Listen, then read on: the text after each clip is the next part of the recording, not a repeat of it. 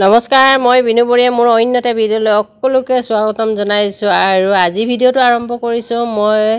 মোৰ ৰুমৰ পৰা, বেডৰুমৰ পৰা। আৰু আশা কৰোঁ সকলোৱে ভালে আছে, মোৰো ভাল। আৰু আজি এফালে যাবলৈ ওলাইছোঁ। আৰু সকলোৱে জ্ঞাত অহা 2 মে'ত পঞ্চায়তৰ নিৰ্বাচন আছে। আৰু এয়ে আজি আমাৰ গৌৰৱ নগৰলৈ বিধায়ক আহিব। আৰু কোন বিধায়ক আহিব এইখিনি ভিডিঅ' লৈ আহিম আপোনালোকৰ মাজলৈ। আৰু আশা কৰিছোঁ ভিডিঅ'টো সকলোৱে চাই ভাল পাব আৰু মৰম দিব বুলি আশা কৰিছোঁ। আৰু কোনোবাই যদি নতুন আহিছে প্লিজ চেনেলটো ছাবস্ক্ৰাইব কৰিবলৈ নাপাহৰিব। আৰু এতিয়া ওলাইছোঁ মিটিঙলৈ, আৰু একেবাৰে মিটিঙত গৈ পাই আপোনালোকক পুনৰ লগ পাই আছোঁ। আমাৰ আটাইৰে শ্ৰদ্ধাৰ অসম গণ পৰিষদৰ শিৱসাগৰ জিলাৰ সন্মানীয় সভাপতি তথা খেলুৱা জিলা পৰিষদৰ সন্মানীয় সদস্যপদৰ প্ৰাৰ্থী ঘন গগৈ ডাঙৰীয়া, উপস্থিত আছে আমাৰ মণ্ডলৰ বিষয়ববীয়াসকল আৰু ৱাৰ্ডৰ গোটৰ সভাপতিসকল আৰু গৌৰৱনগৰৰ বাকী ৰাইজ। ইতিমধ্যে আপোনালোকে গম পাইছে যে আগন্তুক 2 মে' তাৰিখে পঞ্চায়ত নিৰ্বাচন আৰম্ভ হ'ব। এই পঞ্চায়ত নিৰ্বাচনত আপোনালোকে দেখিবলৈ পাব বিভিন্ন ধৰণৰ ৰাজনৈতিক দল আহিব, বিভিন্ন ধৰণৰ ৰাজনৈতিক দলে আহি নিজৰ নিজৰ বক্তব্য ৰাখিব। কিন্তু আমি এইবুলি ভাবিছোঁ যে পঞ্চায়ত নিৰ্বাচনত যিহেতু আমাৰ এইবুলি সমৰ্থিত প্ৰাৰ্থীসকলে আগবাঢ়িছে, মই সেইকাৰণে ভাবিছোঁ আমাৰ যিসকল সমৰ্থিত প্ৰাৰ্থী আছে সেইসকলক আপোনালোকে বহুমূলীয়া ভোট দি প্ৰদান কৰিছে, জয়যুক্ত কৰে। কিয়নো আমাৰ ভাৰতীয় জাতীয় চৰকাৰখন হ'ল কি, আমাৰ সাধাৰণতে উন্নয়নমুখী চৰকাৰ, সাধাৰণতে উন্নয়নৰ কথা কওঁ। এতিয়া আমি দেখোঁ যোৱাটো সময়ত আপোনালোকৰ নগৰমহল পঞ্চায়তখনৰ নিচেই শিৱসাগৰ সমষ্টিৰ ওচৰত থকা স্বত্তেও কিন্তু ইমান উন্নয়নমূলক কাম হোৱা বুলি দেখিলোঁ। কিন্তু আমি ভাবোঁ কি অনাগত সময়ত যাতে পঞ্চায়তী ৰাজ ব্যৱস্থাৰ দ্বাৰা, পঞ্চায়তৰ দ্বাৰা আপোনালোকৰ এই অঞ্চলসমূহ যাতে এই সমাজখন, এই ৱাৰ্ডটো যাতে আমি উন্নয়নমুখী কৰিব পাৰোঁ, তাৰ পৰিকল্পনাৰে আমাৰ প্ৰতিনিধিসকলক যাতে ভোটদান প্ৰদান কৰি যোগযুক্ত কৰে।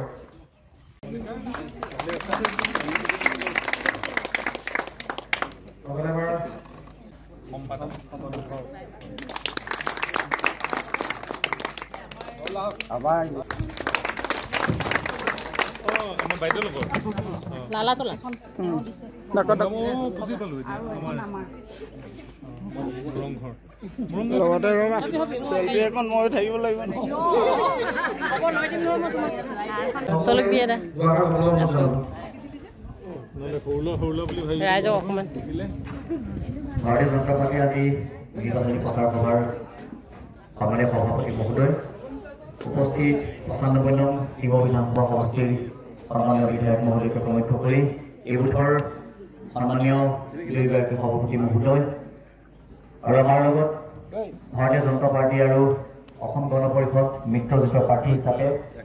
আগন্তুক নিৰ্বাচনত জিলা পৰিষদৰ সদস্য হিচাপে প্ৰতিদ্বন্দ্বিতা আগবঢ়াই শ্ৰদ্ধাৰ ৰতন দাসৰ বাসগৃহত আজি অনুষ্ঠিত নিৰ্বাচনী সভাত সভাপতিত্ব কৰা আমাৰ ভাৰতীয় জনতা পাৰ্টীৰ খেলুৱা মণ্ডলৰ সন্মানীয় সভাপতি নৱকুমাৰ বৰুৱা ডাঙৰীয়া, বুথৰ সভানেত্ৰী নৱনীতা ইয়েন ডাঙৰীয়ানী, গৌতম শইকীয়া ডাঙৰীয়া, আমাৰ 184 নং বুথৰ লগতে আজি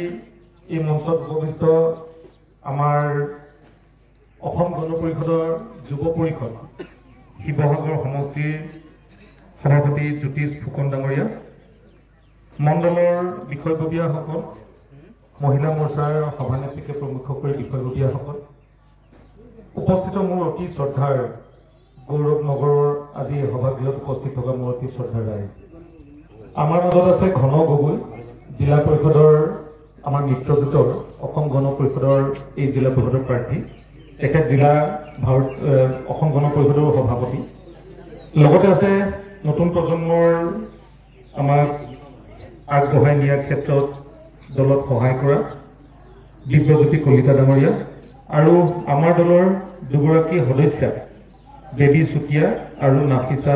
বেগম ডাঙৰীয়া, 2গৰাকীয়ে প্ৰতিদ্বন্দ্বিতা আগবঢ়াইছে। লগতে আজি উপস্থিত মোৰ অতি শ্ৰদ্ধাৰ ৰাইজ। আজি গৌৰৱনগৰ, কুঞ্জননগৰ, বনিয়াবাৰী, সম্প্ৰীতি নগৰ, বিষ্ণুনগৰ, মিলনপুৰ এই অঞ্চলটো নতুনকৈ ডিমৌ বিধানসভা সমষ্টিৰ অন্তৰ্গত হ'ল। আৰু অঞ্চলটোত যোৱা সময়ছোৱাত বিভিন্ন অনুষ্ঠানৰ লগত আপোনালোকৰ নিমন্ত্ৰণ ক্ৰমে আহিছিলোঁ। মই 2টা বস্তু ইয়াৰ পৰিকল্পনা কৰিব লাগিব। প্ৰথম কথা,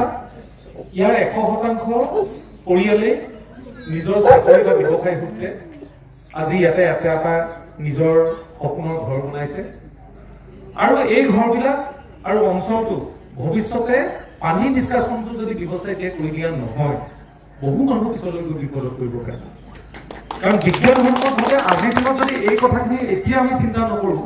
পিছত পানী হৈছে বুলি কোৱাৰ পিছত চিন্তা কৰি লাভ নাই কাৰণ তেতিয়ালৈকে সকলোৱে ঘৰ বনাই শেষ কৰি দিব সেইকাৰণে মই এটা পৰিকল্পনা কৰিছোঁ যিটো আমি ডিমৌ টাউনত কৰিলোঁ প্ৰায় 82 কোটি টকায়েদি আমি তাত টাউনখনৰ মাজত ডাঙৰ ড্ৰেইন আৰু ড্ৰেইনটো পৰিব ক'ত তাৰো ব্যৱস্থা কৰিছোঁ আৰু ভৱিষ্যতে চৰকাৰী মাটিবিলাক যে বেলেগে ল'ব নোৱাৰে তাৰো ব্যৱস্থা কৰি ডিমৌ টাউনখন সুপৰিকল্পিতভাৱে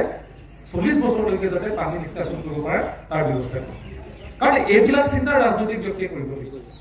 ৰাজনৈতিক ব্যক্তিয়ে ইজনক সিজনক গালি পাৰি ঘূৰি ফুৰিলে ৰাজনীতিটো নিজৰ কাৰণে হ'ব বিধায়কজনৰ কাৰণে হ'ব বিধায়কজন জিকিব আৰু ডিস্কৰ সুবিধা পাব কিন্তু ভোট দিয়া মানুহখিনি একো নাপাব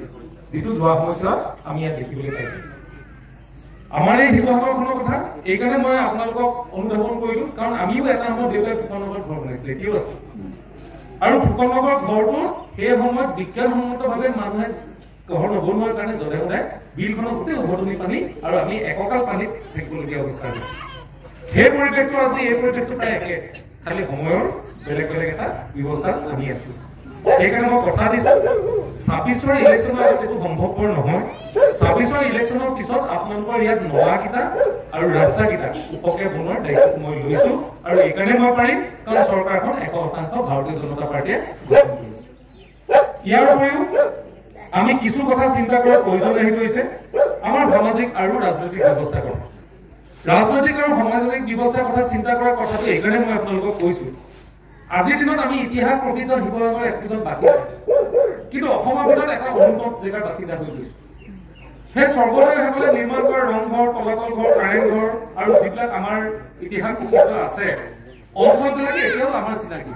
আমাৰ নতুনকৈ চিনাকি দিব পৰা একো ব্যৱস্থাই নাই আমি যেতিয়া আলহীৰ কাৰণে আলহী খাবলৈ যোৰহাট যাওঁ ডিব্ৰুগড় যাওঁ বহল বহল ৰাস্তা বহল বহল অঞ্চল ব্যৱসায় ভাল আৰু আনকি আমাৰ শিৱসাগৰৰ মানুহে আজি টিং আৰু ৰদ কিনিবলৈ মৰাণলৈ যায় এই পৰিৱেশ হৈছেগৈ লাহে লাহে ইয়াত এখন দোকান চলাই মানুহে পৰিয়াল চলাব পৰা অৱস্থাত নাই কাৰণ মানুহৰ কিনিব পৰা ক্ষমতাই ইয়াত কম হৈ গৈছে খৰচ কৰিব পৰা ক্ষমতা গৈছে কাৰণ ইয়াত অৰ্থনৈতিক ব্যৱস্থাটো একেবাৰে শোচনীয় হৈ গৈছে সৰুতে দেখা দলমুখত যিকেইখন দোকান আছে বাওঁফালে আমি সেইকেইখন দোকানে সৰুতে চাৰ্ট কিনিছিলোঁ এতিয়া চাৰ্ট কিনা নহয় শিৱসাগৰলৈ অহা নহয় কিন্তু একে অৱস্থা একে পৰিৱেশ অকণো বদলা নাই কাৰণ বদলিবৰ কাৰণে আমি ৰাজনৈতিক সিদ্ধান্ত সঠিক ল'ব লাগিব আজি যোৰহাটত কি আছে এখন এগ্ৰিকালচাৰ ইউনিভাৰ্চিটি দুখনকৈ ইঞ্জিনিয়াৰিং কলেজ এখনকৈ মেডিকেল কলেজ এখন ওমেন ইউনিভাৰ্চিটি আৰু বিভিন্ন শিক্ষা অনুষ্ঠান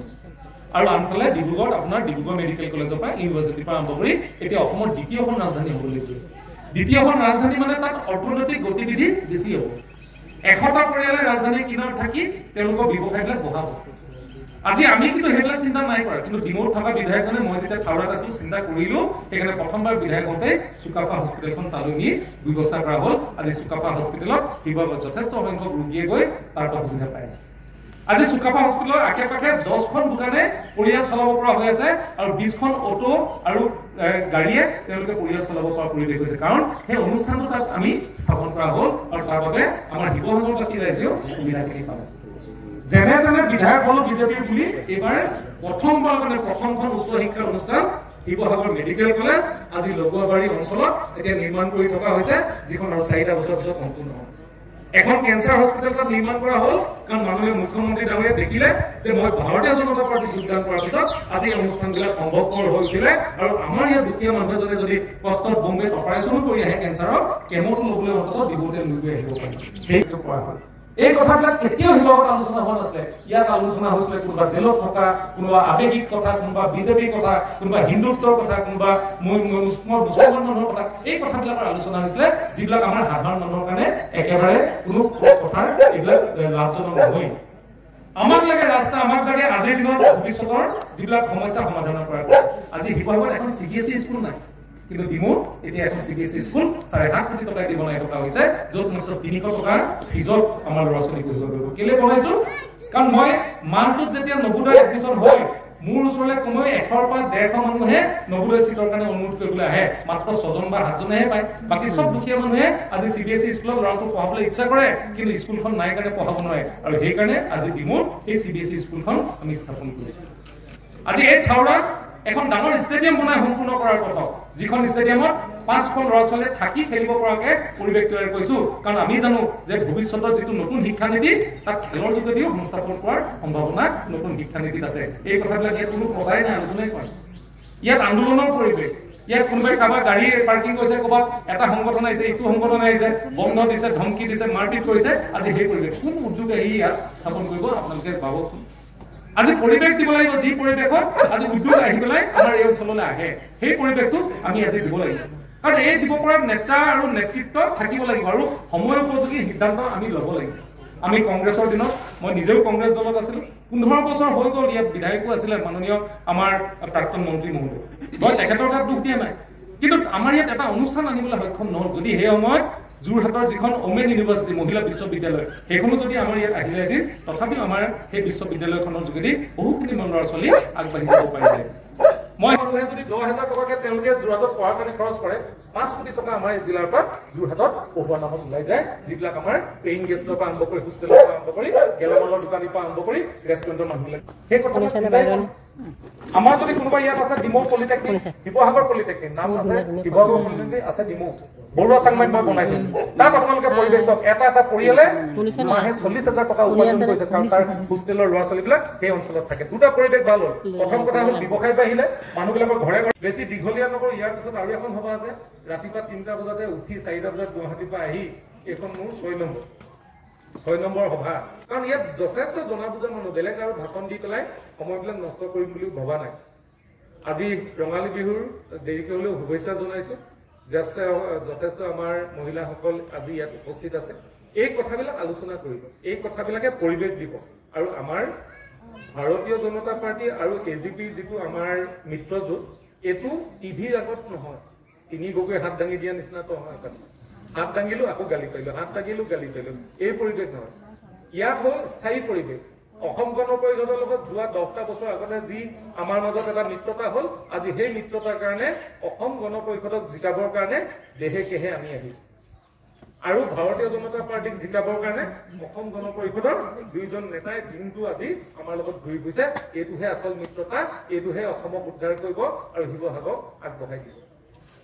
মই কাকো সেইকাৰণে নাম নলওঁ মোৰ কোনো ভাষণত কেতিয়াও কাকো মানে সমালোচনা নকৰোঁ মোৰ এটাই মাত্ৰ কাম বিধায়ক আছো 5 বছৰ 10 বছৰ এনেও পাহৰি যাব বিধায়ক যোনদিনাখন গুচি যাম কিন্তু কামকেইটা যিকেইটা কৰি থৈ যাম মানুহে মনত ৰাখিব এই কামকেইটা আমুকে কৰি থৈ গ'ল সেইটোহে চিৰস্থায়ী এইখিনি কথাৰ কাৰণে আপোনালোকৰ মাজত আহিলো বুলি আশা কৰিছো সকলোলৈ ধন্যবাদ জনাই দুআষাৰ সামৰণি মাৰিছো নমস্কাৰ কেনেকুৱা লাগিলে আজি মিটিং ভাল লাগিলে ন আৰু ক'ৰ পৰা আহিছে আপোনালোকে আমি পুঞ্জানৰ পৰা আহিছো পুঞ্জানৰ পৰা ন বাৰু অলপ পিছত মই কাম হৈ গ'ল আৰু ভাল লাগিব আৰু কৰিব তেওঁ কৰিব আশা কৰিছো বাৰু বাই বাই দেই বাই বাই কেনেকুৱা লাগিলে মিটিঙৰ পৰা আহিলে নি মিটিঙৰ পৰা আহিলে কেনেকুৱা লাগিলে ভাল লাগিলে ন বঢ়িয়া একদম এইফালে বাইদেউ